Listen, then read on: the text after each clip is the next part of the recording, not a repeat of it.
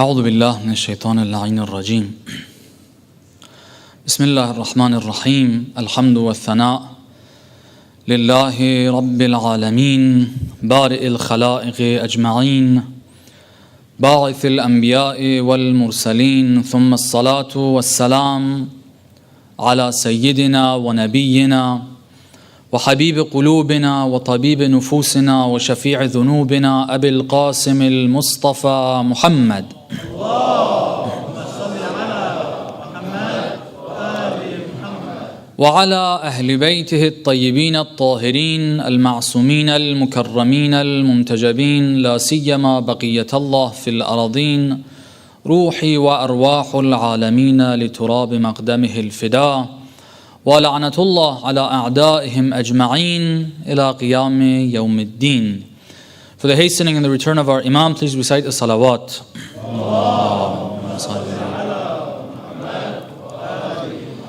For his health and well-being, the second one louder, inshallah.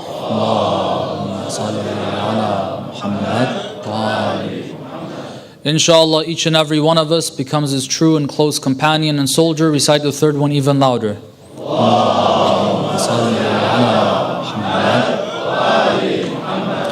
I hope that the love of becoming his true soldier and companion is there in our hearts and it grows day by day.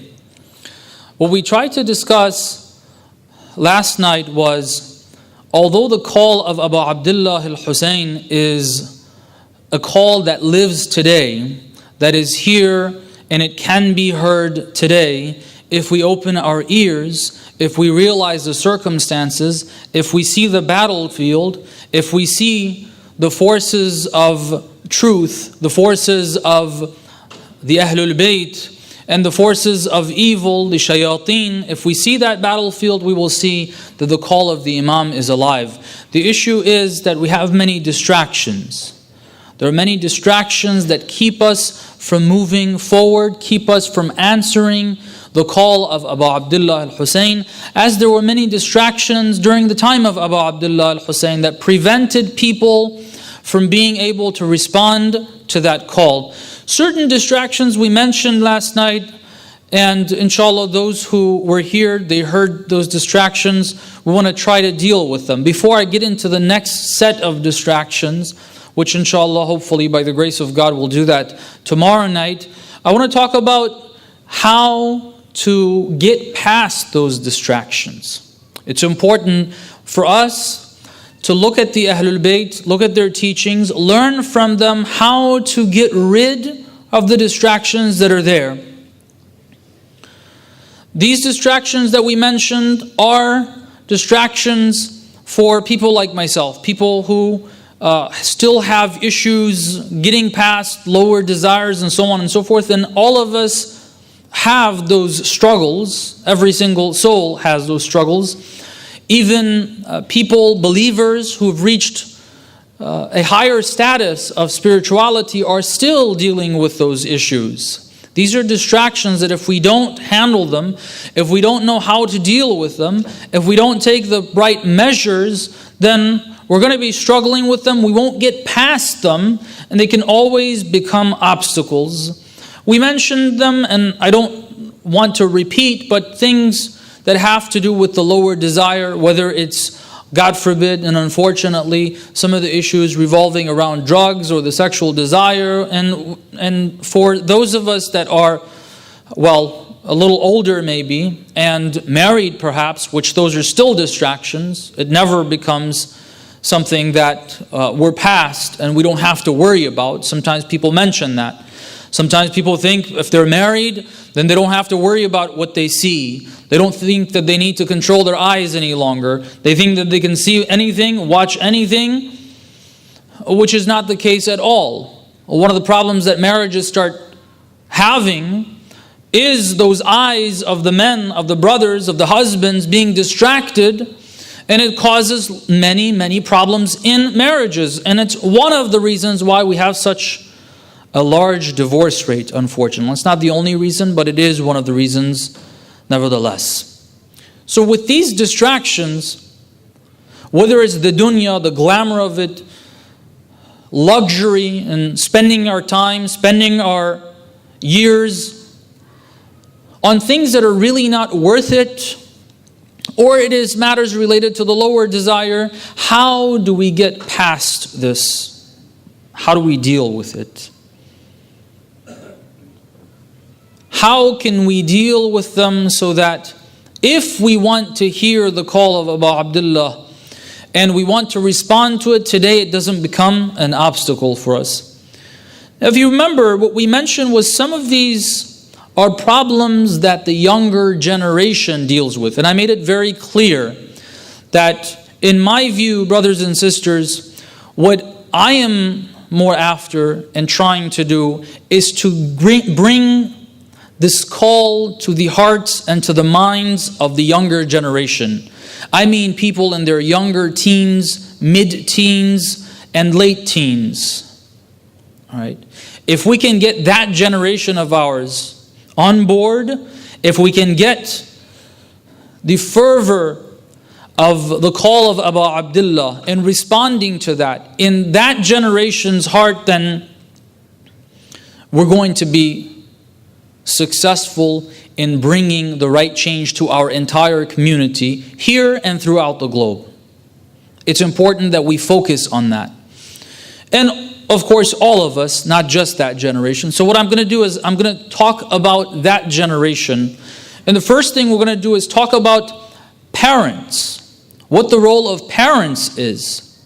Now, those of us who are already parents, then we're in dire need of this. We have to learn how to deal with that generation. We have to know how to deal with our children, how to raise our children. They are a trust that Allah subhanahu wa ta'ala has entrusted us with. If we have children, then alhamdulillah, we're learning this now. And if we don't, even more alhamdulillah, if we don't already have children. Because we would have heard this and we start thinking about these matters before we're in need of them. And I encourage everyone to try to find material, whether it's in the form of lectures, books, and what have you, that teaches us how to do this. So many times we go to communities and a father, a mother, and please don't do this, a father or mother comes and says, can you speak to my son or to my daughter about Islam? And they're dealing with a very severe case. Can you tell my daughter to wear hijab? I can't tell your daughter to wear hijab. You should have taught her to do that.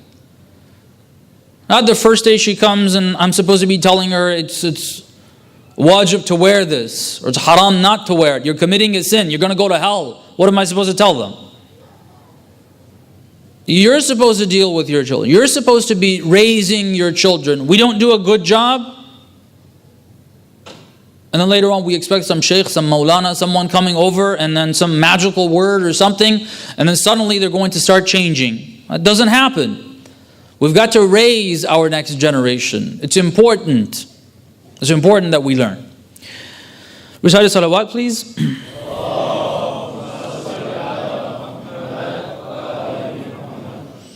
One of the important things that we as parents would need to do is to make sure we try to eliminate as many as the distraction as we can. It's an obligation that we have. It's important that even at a younger age, when they're 6, 7, 10 years old, we're careful what they are seeing, what they are hearing, what experiences they're going through. We've got to be very careful of that. It affects them. We have a hadith that suggests what a child sees in a much earlier age, 2 or 3 years of age even. What a child sees has an impact on them growing up. Okay? A 2-year-old, a 3-year-old, what that child sees has an impact on who they will become later on. You might think, well, memory, I can't remember my childhood, ages 3 and 4. Well, I don't know about you guys, I can remember some of that. Not too much of it, but some of it. But even the ones that we can't remember clearly right now, it has an impact. So one of the things we as parents would have to do is to make sure the home environment, for example, is clean of distractions. The TV, that is a gate to a whole lot of corruption, has got to be under control. I won't recommend people not to even have a TV at home. I wouldn't recommend that. I wouldn't encourage that. Although for some people that may be the right thing to do. But if it's there, it's important that it is under control. It shouldn't just be on whatever channel. I'm not even there. My child, my son, my daughter is seeing what's coming on that television. You've got to be careful with that. I've walked into homes and I've seen that the TV is just on. Scenes come where women are dressed inappropriately, and everyone seems to be okay with seeing that. And then once you object, you say, why is this on? Say, well, it's all over the place. Does it mean we need to see it all the time? I can't control outside, but I can control inside the house. All right.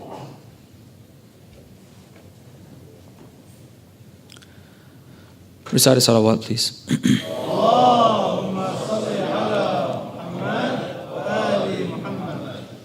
The devices we buy for our children. We had a lengthy conversation this afternoon with some of the brothers about how everyone just feels like they have no choice but to buy these devices. Children are now having phones, iDevices, tablets, and what have you. And God knows what happens on that. Despite there being parental control of various forms on these devices, but come on. We all know children are very clever. They're very smart and intelligent, and when they want to get something, they will get it. I think we all have that experience. We've all been children. We all know how we can get around things without our parents having a clue. Okay. That goes with the devices as well. We got to be careful. Do we want to buy something, purchase something for our child that is going to mean and cause them to move away from the path of the Ahlul Bayt? We're buying it.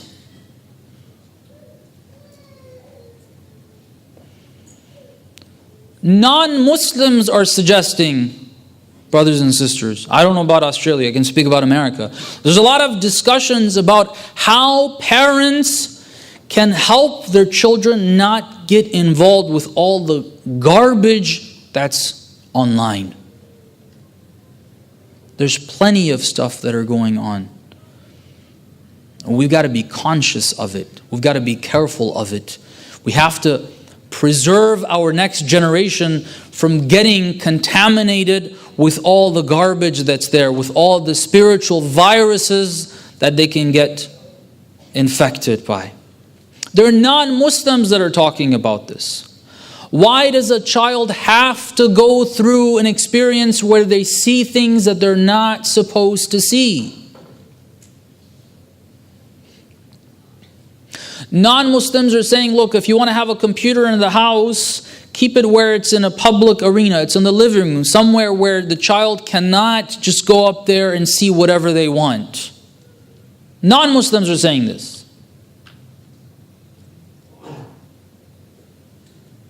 And we're thinking that, I've heard various notions. Parents thinking, no, let the child have whatever, see whatever. They have to make that choice. You don't do the same thing when it comes to their physical health. You don't do the same thing when it comes to education. Some parents are almost beating their children to get them to get educated. Education is that important.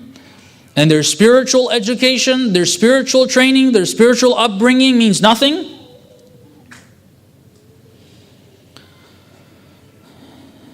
We have to be careful. These were some examples. The general idea is to make sure that we're helping the children by not putting them in harm's way, not allowing them to see things when they're not supposed to. Don't think, well, they're going to see them eventually. Okay, yeah, that's going to happen. We know that. That doesn't mean they need to see it now.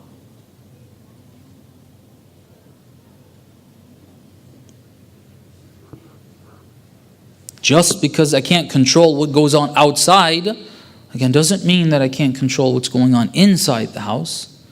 They might see loads of things, which even on that I will make a couple of points. So inside the house, one of the things we need to do is to make sure it is clean, it is not contaminated. Of course, what I'm saying doesn't only apply to children, it applies to us as well. I've said this. We have to clean or keep the environment at home clean for ourselves as well. It's not only for the children, but especially for the children, it is really important. We said another salawat, please.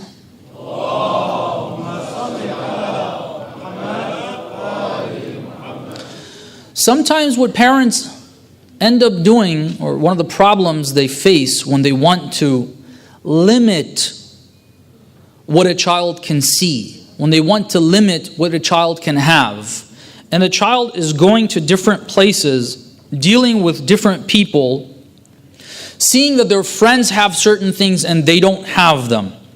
And that becomes a serious problem. It becomes a serious issue. How do you deal with that? It becomes a reason, you hear it once, twice, all my friends have it, you guys don't like me. Children talk like that. Okay. You never buy anything good for me, you never buy me. You have children, some of you, I'm seeing the smiles on your faces. You've gone through this experience. I got 3 kids and I know exactly what it is. Okay. So what do you do with that? So one of the things we have to learn in parenting, which is really important, is we've got to speak to our children.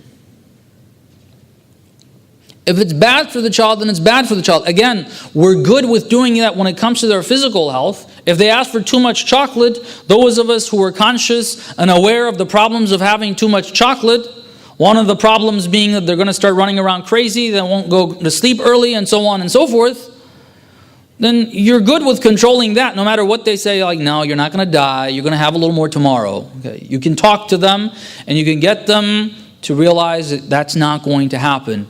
We need to speak to our children. If we talk to our children, if we develop a relationship with our children, these are human beings. They have understanding. Let's not forget that. We can talk to them. We can find alternatives. We can give them alternatives for them to have fun, but make it clear that this is not something that's good for you. I'm not buying this because I can't afford it or because I don't want you to have fun, but it's because it's not good for you. And they do understand. Don't think that children don't understand. Don't give in to something that's bad for them. As we do the same thing when it comes to their physical health as well.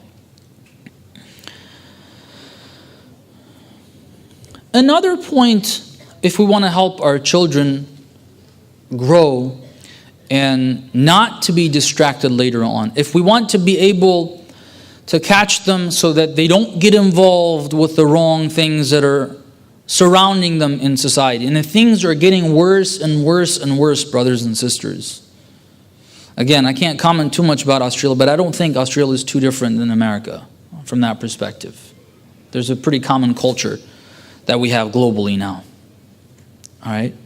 Even the basic children's cartoons are changing now. And some of the things you see on that television that are supposed to be, forget about PG-13, this is for 5-year-olds. Okay? Allahumma salli. Brother is saying if everyone can move forward to make a little bit of space for those who come a little later. For the love of the Imam of our time, Imam al-Hujjah Ajjalallah Ta'ala Farajahu al-Sharif, recite aloud salawat.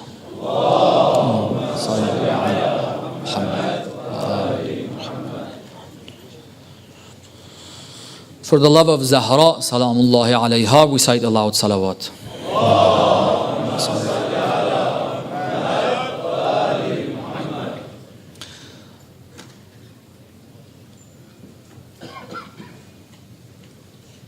So one of the things that we need to do as parents is to control and to try to make sure our children's minds and hearts are not contaminated. Okay. I talked, and the examples were mainly for inside the house, but I'll throw some examples for outside the house as well. Be careful, brothers and sisters. If we want our children to be those pious followers of the Ahlul Bayt, if we want them to be the close companions of the Imam of our time, if we read some of those stories about these great people and we envy them, we want our children to be such, we've got to take extra care. How many of us would like our children to be the likes of Ayatollah Bahjat? How many of us would want our children to be the likes of Imam Khomeini? If we want our children to be at that level, then we have to take extra care. Outside the house, where they go, where we take them, there's a time where we're taking them to different places. Be conscious and aware of the environment that they're going to. If you're constantly going to the mall for shopping with the children, well, they're obviously going to see certain things that are not good for them. Unfortunately, you go to any, I don't know if you guys don't have Walmarts here, do you? I don't know what you guys have, what stores you guys have. We have Walmarts. That's a common store in America, department store. You go to the cashiers and you don't know where to look. You can't look at the cashier. You can't look at this side or the other side. There's loads of junk there. Why do the children have to go through that? Why do they have to see this? A lot of times people are like, oh, I didn't even think about it. Like, what's so... No, it has an impact. You think eyes that come across that and it creates curiosity for the children, they're going to be able to concentrate now on spirituality. They're going to start seeing angels. They're going to start seeing the unseen. It's not going to happen.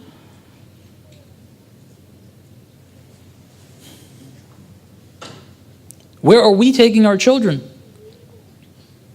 Environments where women are dressed half naked. Why? Why is this happening? Even if there wasn't a fatwa that said you can't go to such environments, Ayat al-Sistani has an ihtiyat wajib, even if you're 100% sure that you're not going to commit any sin, you can't go to something like a public swimming pool where men and women are together. You can't go there. But I don't know how you can be 100% sure you're not going to commit any sins. Like, no look? Come on, man.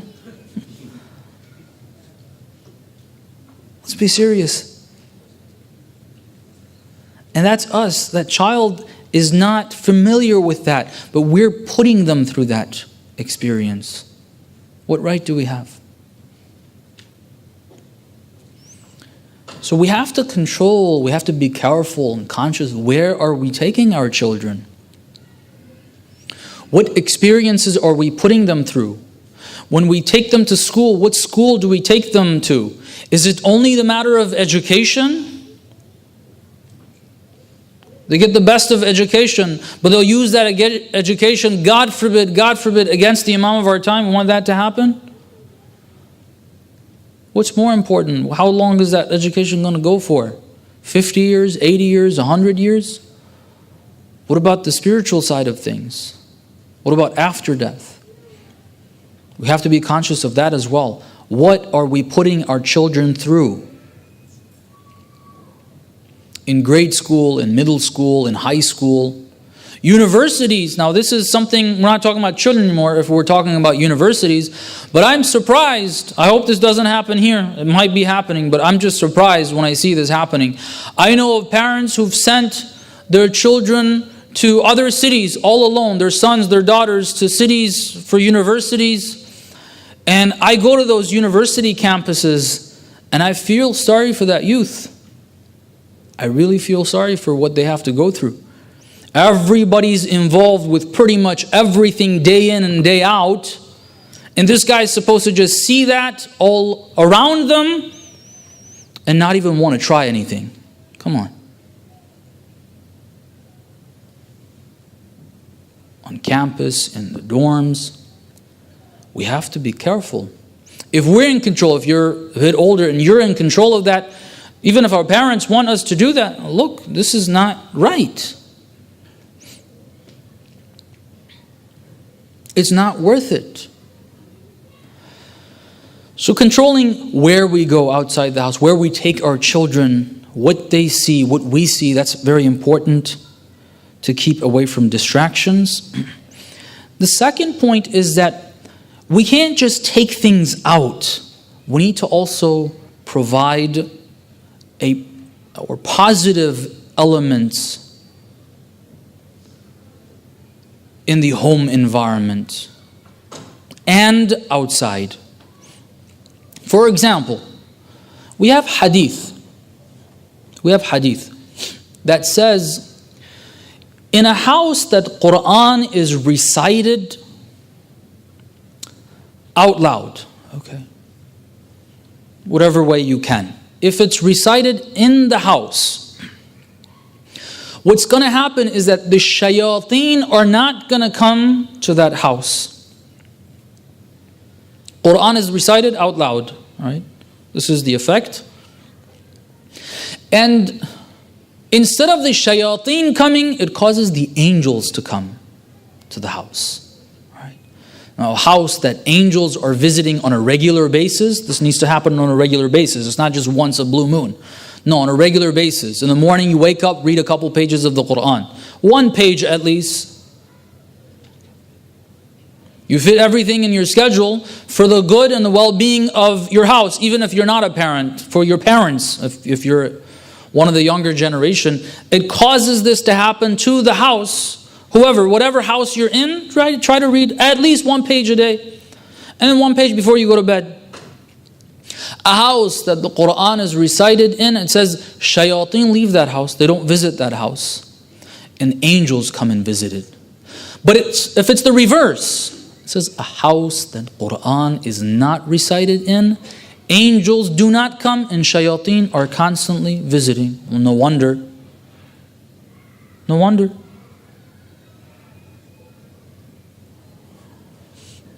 You want to keep it away from contamination, you want to keep the shayateen out, you have to add certain positive elements. If a child sees their parents reciting the Quran at ages even 2 or 3, that has an impact. This child's ear that's listening to the Quran, not a tape, but listening to the parents recite the Quran. Listening to the mother, we have a hadith on this, even when a mother is pregnant, reciting the Quran, it has an impact on that child, has a positive impact. Let's not get distracted. In the house, for children, for youth, reciting Quran in the house. Remembering Abu Abdullah al-Husain in the house. Children need to see their parents crying for Abu Abdullah al-Husain. Okay? Children need to see their parents crying for Abu Abdullah al-Husain. Children need to see their parents supplicating and crying out of the fear of Allah subhanahu wa ta'ala. Imam al-Hasan tells us about the lady Fatima al-Zahra salamullah alayha.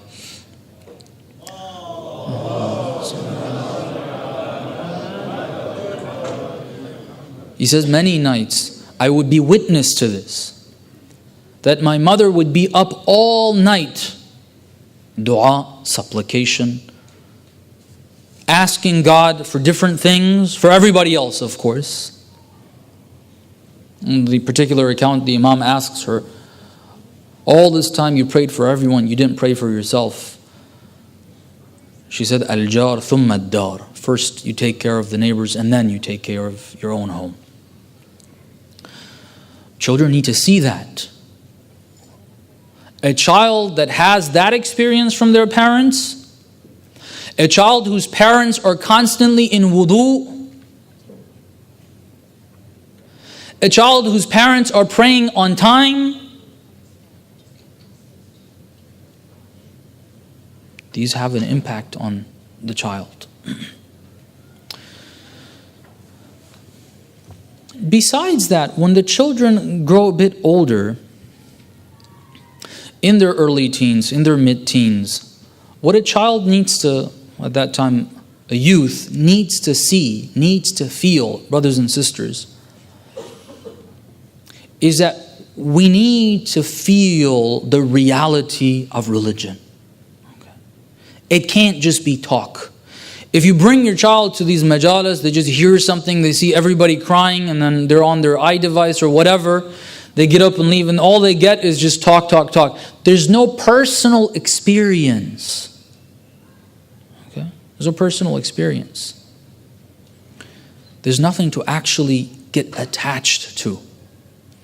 A child needs to, a youth needs to have that experience. I've been with youth, 13, 14 years of age, where they weren't taking anything seriously on a ziyarah trip.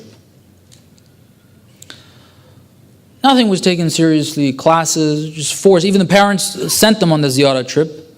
The child didn't even want to go, the 13, 14-year-old. The youth didn't want to go on the ziyarah trip. So they're not having anything, just thinking about their Fanta, their Pepsi, their cricket, their whatever games, or that's what they're thinking of. But when they went through this ziyarah trip, when they went in that environment, they were spiritually touched. Okay. When a person feels that spirituality, they know there's something real about this. It's no longer talk. There's reality to it. They've felt it. They've been touched. If that spiritual touch is there, then there's nothing that's going to shake this child anymore. They always have something to look back to. They yearn for that. They want that.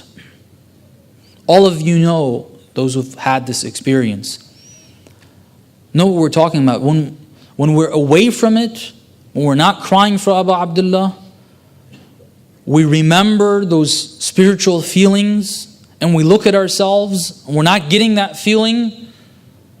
It's a horrible feeling. You try to do whatever you can to try to get away from whatever we're in that's causing us not to have those experiences. So the positive element, the positive environment, we've got to try to create it at home and outside. Take the children to ziyarah trips, or send them, create groups where the youth can go. Because a lot of times when the parents aren't there, you have a good group. If it's a good group, it's a lot more effective. A lot more effective with the youth. And sometimes parents have trouble paying for that. Yeah, there are costs to that. If they want to go on a ziyarah trip, costs God knows how much. Sometimes parents think, I can't afford that. Well, you're willing to invest and spend on loads of other things. Even if it means we have to borrow, it's worth it. It's worth it. I know parents who've done that. And I know what the results were. I know fathers who've decided, you know what? I'm going to borrow, even if it's $10,000 or whatever number of thousands of dollars to put my children through this. I will borrow that money and pay it back because it's worth it. We invest in everything. We don't want to invest in our children's spiritual health. We either don't know what this experience does, or maybe it's just not important for us. God forbid. Recite a salawat, please.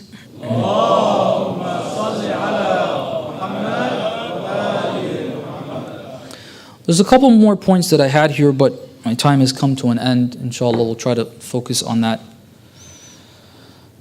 tomorrow night, inshallah. Continue that discussion. Assalamu alayk ya Abu Abdullah.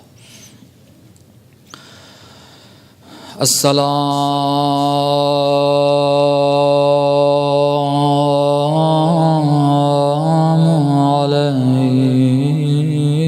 alaykum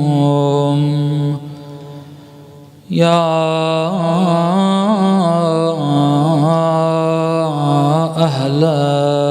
بيت النبوة وموضع الرسالة ومختلف الملائكة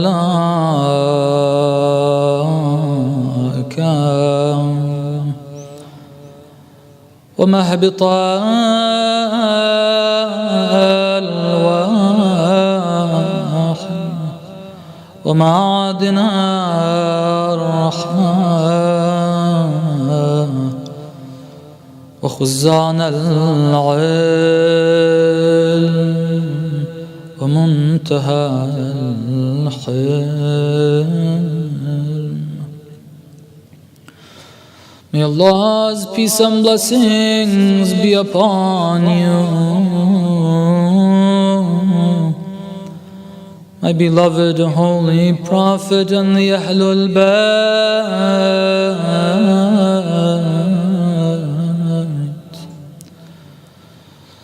May Allah's peace and blessings be upon you. It was in your homes that Allah subhanahu wa ta'ala blessed us with guidance and revelation. May Allah's peace and blessings be upon you.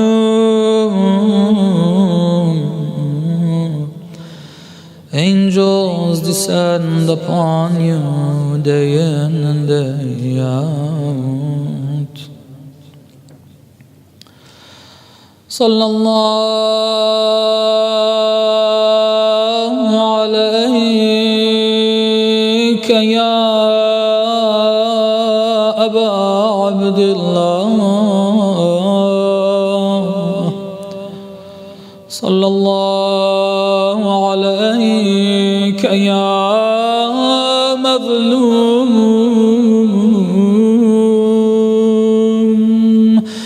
Sallallahu alayk ayyuha ash-shaheed bi Karbala atshana. May Allah's peace and blessings be upon you,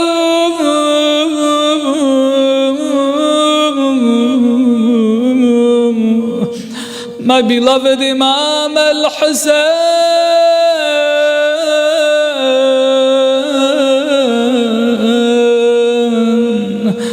my beloved oppressed Imam, the Imam that was slaughtered by the shores of the Euphrates while his mouth was dry of thirst. Sallallahu alayk.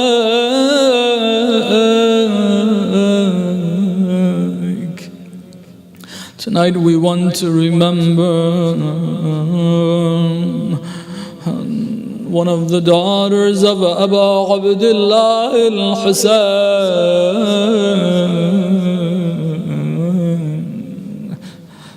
It's difficult to talk about the children in Karbala,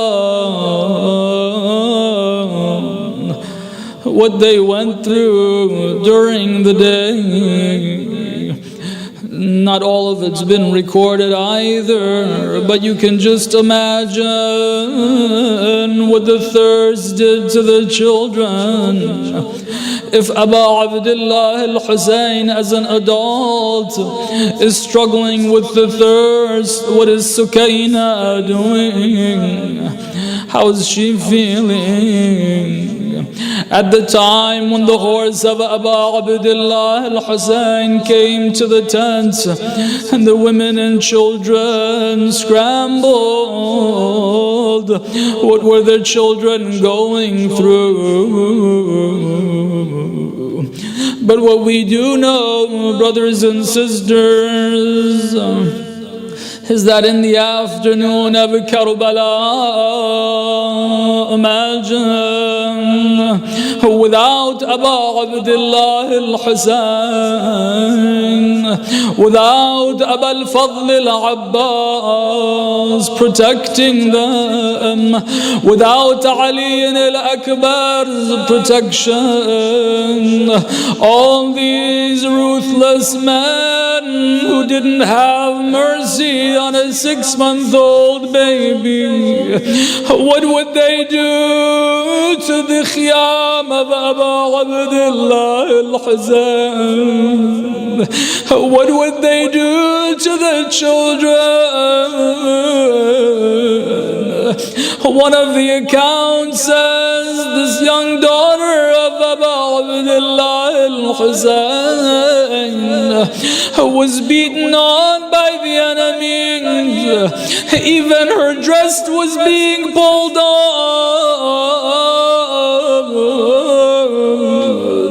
It's difficult to even say this. La ilaha illallah. I hope it's not true that earrings were pulled off the ears of these little girls. روحي لك الفداء يا عبد الله، روحي لك الفداء يا عبد الله. What did they do? You can just imagine on the way to Kufa and Sham, when these little children would see the head of their father on the spears. La ilaha illallah, calling upon their father, Ya Abata, Ya Abba. What would these ruthless men do to them?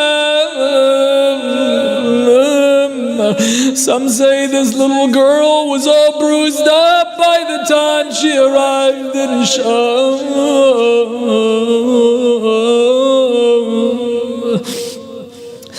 Sallallahu alayka ya Abu Abdullah.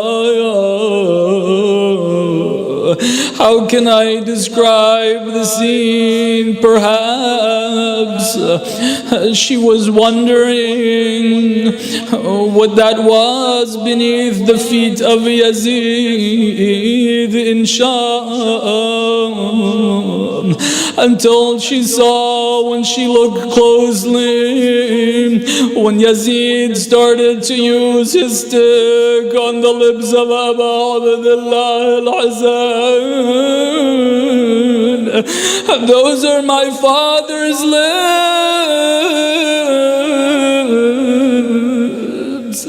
No wonder some say she wanted to see her father so much.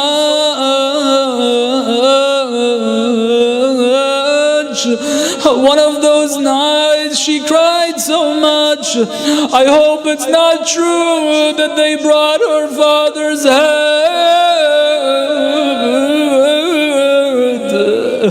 and put it before her.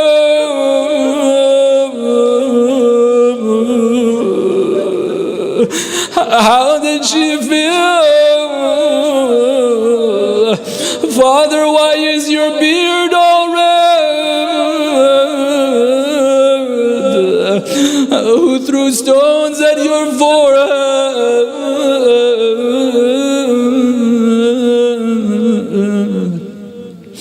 ألا لعنة الله على القوم الظالمين وسيعلم الذين ظلموا